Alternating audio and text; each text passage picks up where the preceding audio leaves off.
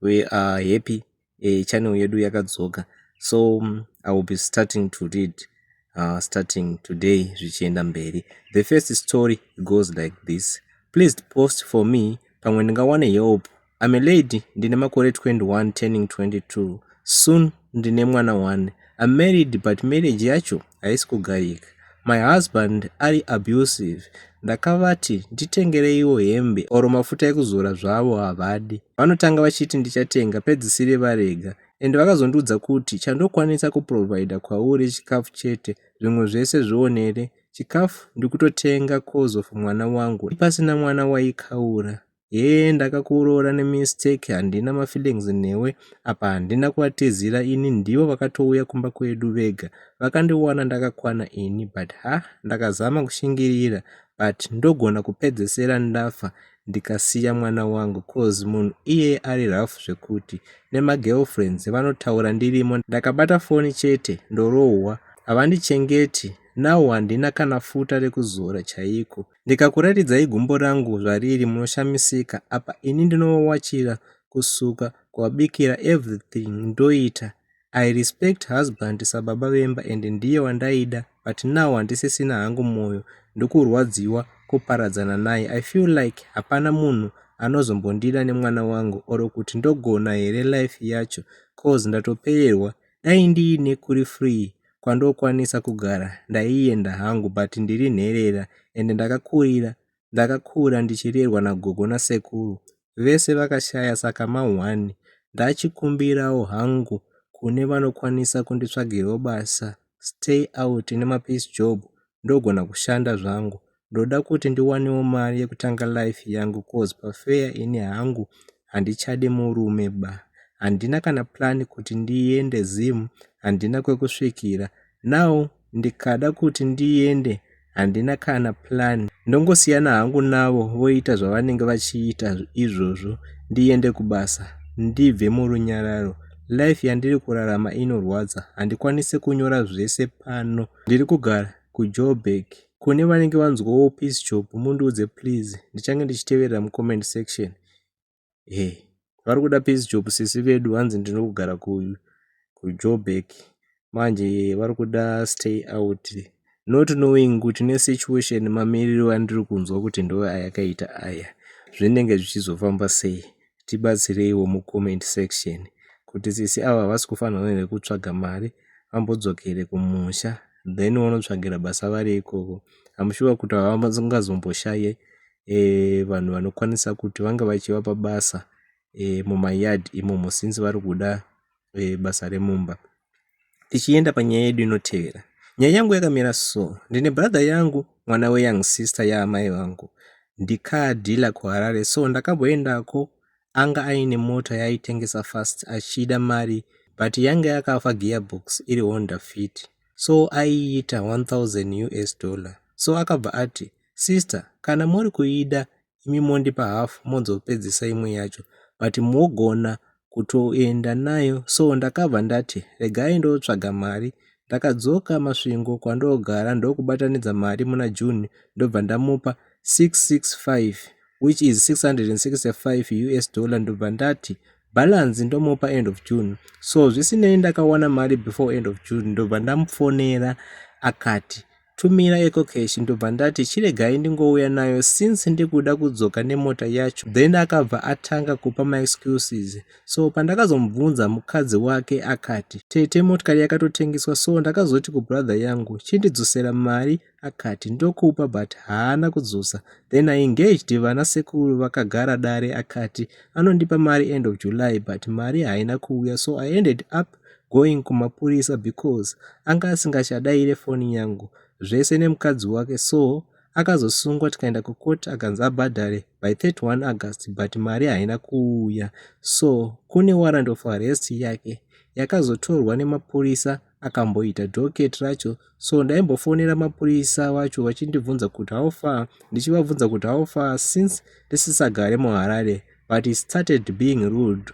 Uko vakazoshaya. Then kufuneral akauya After funeral I engaged hama vakamubvunza akatopindura hake rafu. Then last weekend kwakune manyaradzo agogo akabva auya ndikazobvunza vana sekuru kuti saka zvakatovharana here, but he was also rude. Aitopindura rafu, saka mwoyo wangu unorwadza kuti saka akatondinyudza shuwa mari yandaisevha pamwe ndichitorara nenzara ndichifamba netsoka ndichitiwo ndiwane motikari ndoigadzirisa ndoisawo kana paindrive ndowanawo kurarama, so zviri kundidya mwoyo to the extent yekuti pamwe pacho ndotombofunga kuzviuraya ndonzwa kubayiwa pamwoyo. Ndonzwa kubayiwa pamwoyo pandosangana naye kumafamily gatherings kuti shuwa kana hama ichidai kuzoti mutorwa hake ndiri kurwadziwa ratova gore rese haana chaakandidzorera. Imagine kuti vamwe veukama vakazoti tikawana chaawana touya tomusiya kumasvingo, saka zvoreva here kuti vakufara nezvakaitika? Ko ini saka ndini ndisinawo basa here? Apa I am a single mother trying to make ends meet.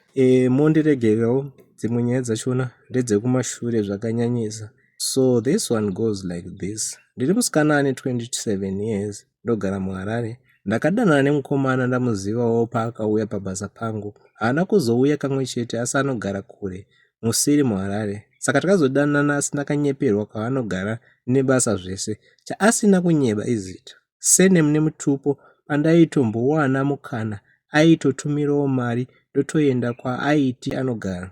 Izvo aitokwira kombi kuti asangane neni ipapo achinyeba kuti anoshanda paTSF achigarapo.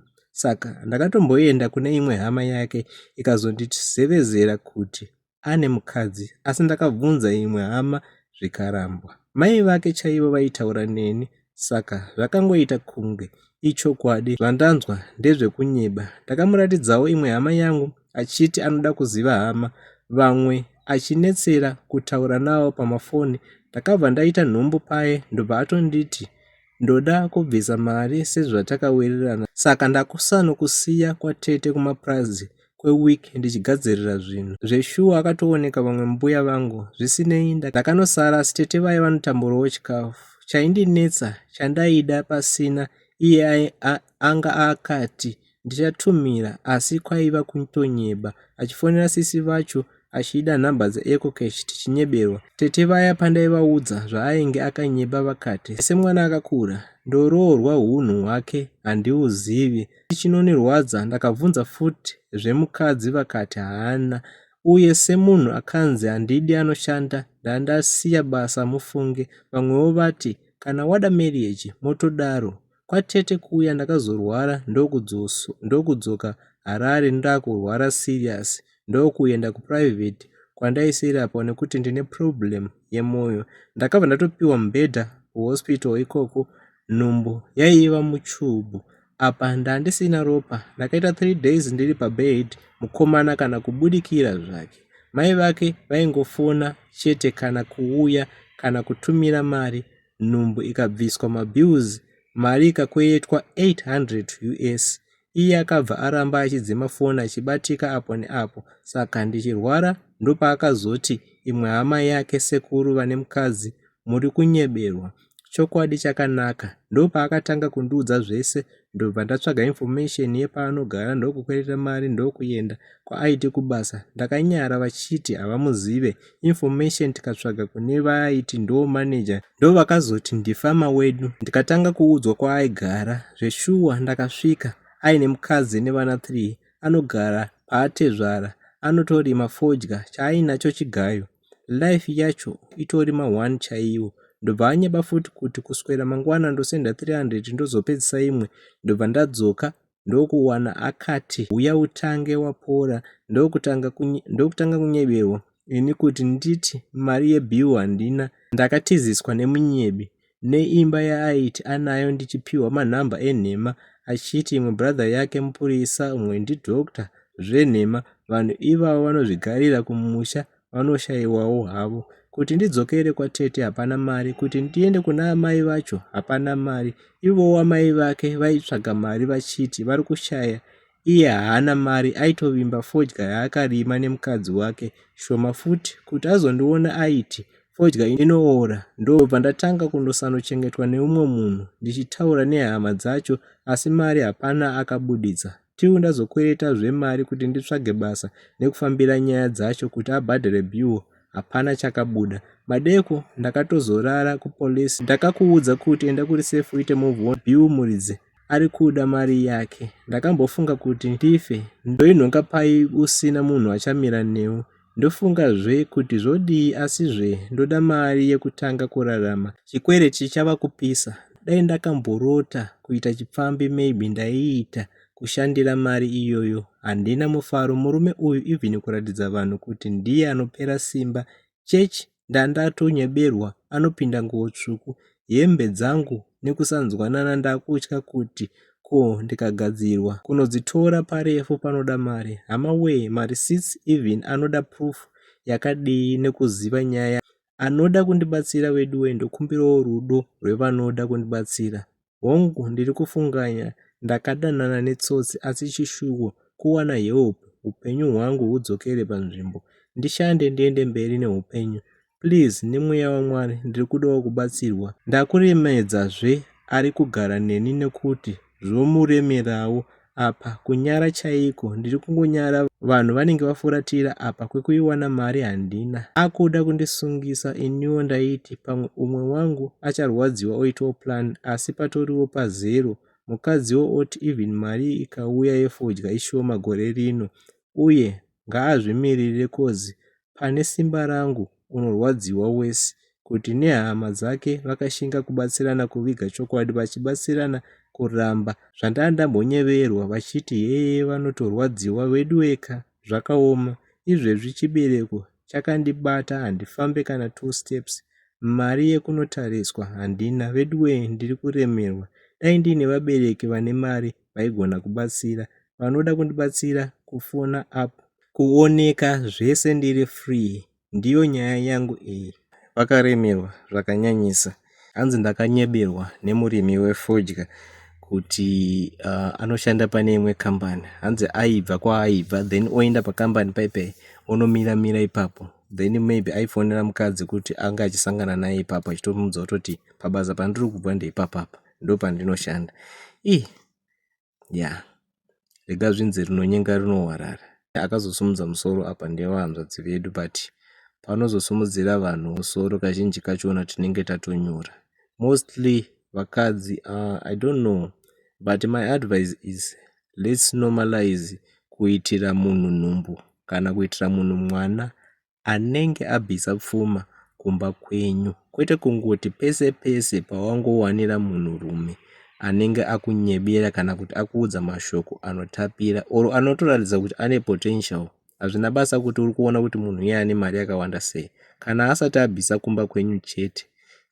Zvinotinetsei? Zviri nani uzochema uchiziva kuti ane zvinhu zvaanenge akabvisa, because kazhinji chandinoziva, kana munhu rume achinge abvisa mari kumba kwenyu anokubatawo mune zvakanaka, because ari kuziva kuti pane zvinhu zvaakaendesa ende anenge asingade kurasikirwa newe, unenge une value kwaari. But kana pasina chaanenge akabvisa, anenge achingoti I've got nothing to lose, rega zviende. Chero zvaanenge ada kuita mukadzi iyeye murume anenge asina basa nazvo. So that is my advice to you, my sister, and everyone else akateerera nyaya asati aroorwa, ari kutarisira kuti achazopinda mumba nasomeone waari kudanana naye. Let's normalize munhu anongoitirwa mwana munhu anenge abvisa. Zvemusikanzwa ndozviziva kuti ndogona kutaura kuti musarare mese, but vakawanda vedu vanenge vachitozviita.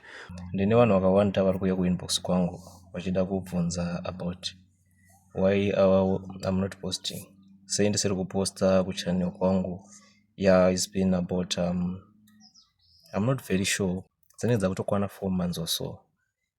Kana ndisiri kukanganisa, but patofamba mazuva akatoti wandei. The thing is, kana ndiri pano ndichisenda mavideos, I do not get paid kuti ndinge ndichiita basa rendichiita. Channel I don't know kuti video muchariona riri kupi, whether kuti kuTikTok or kuYouTube, but kwese I'm not getting paid nekusenda kwandinoita ndichiverenga nyaya dzevanhu and stuff. So video rino ndariitira kuti ndinge ndichitaura kuti kubva pazvese zvanga zvichiitika, let me just say kuti since the day one I started the channel kuti ndinge ndichibatsira vanhu kuverenga nyaya kwandinenge ndichiita, ndichizivisawo vanhu zvinenge zvichiitika kune vamwe, so that mumwe anenge achiteerera nyaya iyoyo anga achizinga achizobatsirika. That was the main thing yandakavhurira channel. After ndamboshandawo nevandaishanda nawo, hongu mari ndinoiwana, not kuti ndinoiwana ichibva pakuverenga ma-confessions evanhu. Yeah, I just want kuti munge muchipanzwisisa ipapo. So what I do, it's just a voluntary work yandinongoita kuti ndinge ndichibatsirana nevanhu. That's the thing.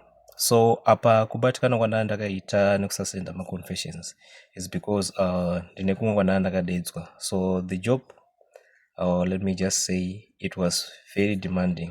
Enge ichitoda full time attention kuti ndinge ndiripo, ndinge ndichitwa sei ndichizadzisa zvinenge zvichidiwa kuti zvinge zvichiitwa, but also ibasa rekuti ndinge ndichibatsirana nevanhu, but basa racho I was getting paid. So I was thinking kuti maybe mukushanda kwandanga ndichiita ndanga ndichazowanawo that little time kekuti ndinge ndichizoita sei, ndinge ndichizotiwo pandinenge ndazowanawo ka free time kangu ndizongotiwo pano neapo ndazoita sei, ndazosendawo ma-confessions, but I was getting very tired.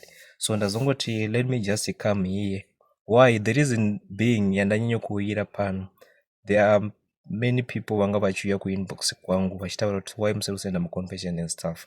So nyaya iripo ndeyekudai so since pandakange ndabva pa, let me just say, pandakawana time yekuti ndinge ndichizoita zvandanga ndichida kuita kubasa kwandakambotega ndimboinobata-bata ndimboita full time, so that I can have neniwo ndiri munhu ndinenge chidawo kudya and stuff, ndombowanawo cheruviri mazvona. So ndine vanhu vandakapa access to my channels ematiktok neyoutube and stuff, zvese masocial media yese iyayo. So ndakaisa vanhu as ma-managers ema-channels. Ma-channel kana kuri tiktok ichi is it a page or channel, I do not know kuti ichi. So ndadaro vanhu vandakapa ma-channels aya, I do not know who exactly. Pane paakanopressa, pane email yakapinda zvazviri connected kuyoutube but yakauya iri email. Zvakaitika chinopressa link riya one of ma-editors andakaisa akabva anoita sei, akabva anopressa pasereripo. You know kuti ma-channel anoyekwa and stuff. Yeah, it's either Facebook page kana kuti YouTube channel, zvinhu zvakangodaro-daro. He was hacked. Ahekwa because anga ari mukadzi nemurume vandakaisa pama-managers. So the lady haana kuzowana access yekuti anga achizopinda, vese vakabva vabuditswa including inini ndakanonoka kuzvinotisa kuti ndo zvaitika nekuda kwekuva busy. Vakaedza kuda kundibata ndandisiri kubatika, ndichibva ndazoita sei, ndasenderwa message ikabva yangoudzwa, ndichiudzwa kuti pane zvaitika, tabuditswa machannel, we are no longer ma-editors, ma-managers and stuff. Ndikati zviri kubva nepapi, chii chanyasoitika chaizvo. So mumwe akazobuda pachena kuti pane link randajoina. So zvinoitika ndezvekuti like vanogona kukusendera an email vachita kunge like pane promotion or they want to promote your channel and something like that, mapabata. So I think munhu akadyira aona kunge pane mari yakawandisa yaanogona kuti anga achiwana through zvinhu izvozvo. Chandakakwanisa kuita, handina kuda kuzotongesa vanhu nekuda kuzovabvunzisisa zvinhu zvinoitika zvinowanika. Let's just leave it like that. Zvaitika zvatoitika, ngatiite sei, ngatingosiyanei nazvo. The person akadaro akazoda kutrya kuda kunopinda kuInstagram. So I then realized kuti this person anga achiita zve-hacking izvi is actually from Cape Town. Ipapo to think kuti I'm in Botswana and someone in Cape Town is trying to hack my account or my social media handles. Then I was like, chii izvo zviri kuitika? And I was like, is this person from Zimbabwe? Munhu anondiziva kana kuti munhu anosingandizive? What's really happening? Then ndakazoremember paine mumwe wandakamboona achitaura kuti like ahekirwa maakaunti ake and stuff, then I remember kuti okay, this thing zvinhu zvinoitika. Pakangoitwa chinhu chinenge chaitika like kusenderwa like an email, then iwe ukadyira usina kunyatsoiverenga, usina kunyatsonzwisisa, unogona kubva waita sei, unogona kubva watobirwa channel. So lucky enough the channel yanga isiri kuita sei, hapana changa chichisendwa ikoko. Ndo zvandakangofarira nazvo because pane pamwe patakamboita kunge taidzora. I remember ndichiposta video about panenge pane about a month or so, ndichiposta rimwe video, just a short one, just to check kuti munhu anga achindiitira uyu achitaura kuti anodzosa zvanga zvaita here. Then zvakaita kunge zvaita, and then all of a sudden takaona futi tabudiswa muchannel yayi. Then I was like this is serious. Ndikabva ndatoita sei, nangoti ngatimbosiyana nazvo for now. The person that was trying to hack or akatoheka wachona in fact angatori munhu wekumusha, and it's so sad kuti like vanhu tinonge tichifungirana zvinhu zvakadaro apa kusatozoziva manje kuti anenge ari one of your followers here kana kuti yo is just an outsider. Yeah, so now I'm back guys. I'll be posting zvinhu zvakatoti one day, anditi yeah, I'll bring so much stories including zvangu inini. Yeah, ndafamba kwakati one day, ndaona zvinhu zvakatoti one day. I've talked to so many people vachindiudza nyaya dzavo in person. In other cases I've been trying to record, but nekuda kwenzvimbo yatinenge tiri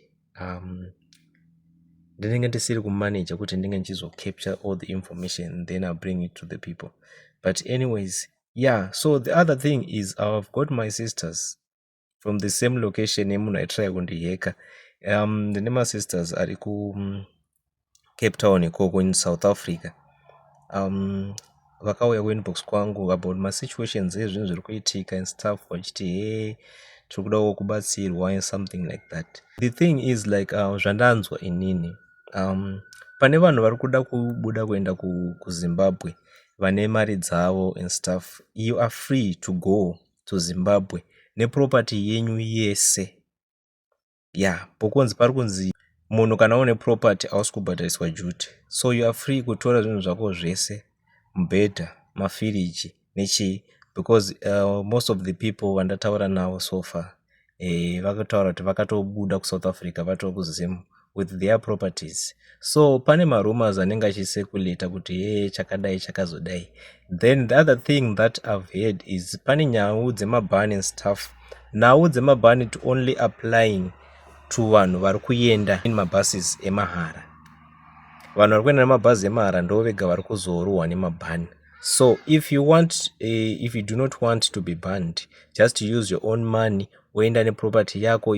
If you have got the money yekuti ungochizotora property yako yese, ungochishandisa mukana unoyu, because I know kuti it's very hard kana wakuda kuzozviita nedzimwe nguva. So let's just utilize this time to my sisters variko kuCape Town nevari all over South Africa, including my brothers, but my brothers mashoma anouya kuinbox kwangu achitaura zvinhu zvakasiyana siyana. Ndo pandati ndingobata nezvapo ipapo. And the other thing is pane mumwe wainditaura about kuti vaunganidzwa and something like that, vaudzwa kuti kune bhazi rekuzouya vachida help yangu. Pamwe pachona handikwanisa kuti ndinge ndichiresponda in time nokuda kwekuva busy. Pamwe ndinozoona message maybe after 2 days, and you know how it is kuti unosvika mamessage akaita gurumwandira, then uda kuti utange kuverenga message yekutanga H2 H3 ese wamapedza. So ndo zvazondipa kuti ndinge ndichizoita rino video kuti ndinge ndichizopa dama about nyaya dzemabhazi. Nhau dzemabhazi ndineka information kana ndiri kumbotarisa kuti what's really happening about nyaya dzemabhazi. Nhau dzemabhazi zviri kunzi kana muri kuda bhazi munzvimbo yamunenge muri, but first thing you have to know kuti kana muri kuda bhazi rachona richizouya is coming nemabhani vanenge vachizoenda namabhazi. So kana bhazi iroro richizenge rauya, just know kuti one thing, you've got a ban ndochinhu chekutanga. Then bhazi iroro it is only for those vanenge vaenda vachinoregister, vanenge vanyoresa mazita avo then vakaendesa kune vanokwanisa kuvabatsira. So imimi musati munzvimbo yamunenge muri mobva mangotaura kuti taungana tiri pakati. Kana muchinge muchiziva kuti muri kuda bhazi munzvimbo yamuri just know one thing, kuti mabhazi anokwanisa kungowanikwa chete nevanhu vaungana vakukwana nhamba yebhazi. Kana muchinge mava kukwana nhamba yebhazi, then hanzi muri kufanira kunge muchizofonera kuconsulate. According to what I know, maconsulate last time I checked mamungori kuJoburg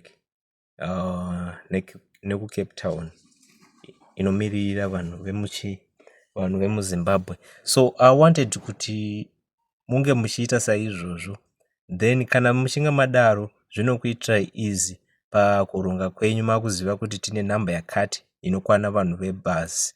Nhamba I don't know kuti vanhu vebhazi vanotangira pachi, is it 6 or 65? Then mabhazi mamwe mazhinji ari kunzi haasi kuuya ane matrailer. So just know kuti kana uri kuenda nebhazi remahara, maproperties mazhinji unenge uchizorina access yekuti unge uchizomatakura, unge uchizoenda nawo. Yeah, that's the thing.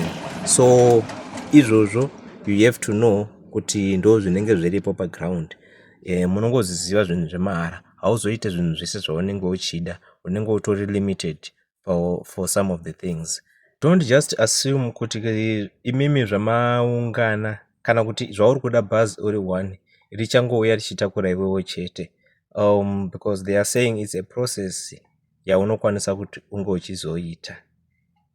Ndine vandaida kuti ndinge ndizobatana navo ndivabvunze for information about nyaya yemabhazi, but according to what I've heard, vari kutaura kuti ivo havazi mazviri. Kana vari kutoda rubatsiro vanenge vada kuenda nemabhazi emahara, vazvipira vachona vachiziva kuti vachazowana mabhani, vachangoti voungana vokwana nhamba yebhazi vozotanga ipapo kuprocessa nyaya yacho vachisvitsa kuma-authorities ecommunity yeZimbabwe inenge iriko kuSouth Africa kwamuri ikoko. Then ichazotanga kushanda ichibva ipapo ichizoenda mberi nezvinhu zvachona. Yeah, so to say, that is the information that I have according to nhau dzemabhazi. Kana muine mumwe mubvunzo munogona kuti munge muchizoikanda yenyu mucomment section kuti zvakamira sei, but inini pachezvangu personally handikwanise kuti ndinge ndichikuconnecterai nevanhu vacho. Chandokwanisa kuita kukutsvagirai information, then you can do the process muri mega. Yeah, maybe nekukuwanirai numbers and stuff. So kune vane maproperties vaine mari dzavo, just utilize time inoi yekuti munge muchienda nezvinhu zvenyu, because havazi kutarisa pabhodha pachona kuti chinhu chinyowane here kana kuti chidhara kana kuti une zvinhu zvakawanda sei. According nezvandanzwa, kana ungori nezvinhu zvako zvakarongeka mari dzako, unokwanisa kutoenda zvakanaka usina kumbotorerwa zvinhu pabhodha pasina munhu ambokubira. Kana zvinhu zvako zvakangorongeka, unotoenda kunosvika kuZimbabwe mune zvakanaka. Channel yedu taanayo, tava kutanga kuzosenda mavideos, though hangu ndinenge ndiri busy, but ndichaedza nepandogona kuti ndipote ndichiposta, nekuda kwekuti vanhu vanenge vachida kudzidza, vanhu vanenge vachida kunzwa nyaya kuti zviri kufamba sei, zviri kuitika mukurarama. Kune avo vanga vakatodzingwa kunzvimbo dzavari kugara, vanga vasina pekutangira, iri dambudziko. I thought maybe ndichakwanisa kuti ndinge ndichizotsvaga munhu amongst one of people who are affected, anokwanisa kuti maybe aine homwe yekuti kana kune vanenge vachibatsira vagokwanise kuti vange vachizoita sei, vachizotumidzira munhu iyeye mari, vamwe vawane kubatsirika and stuff.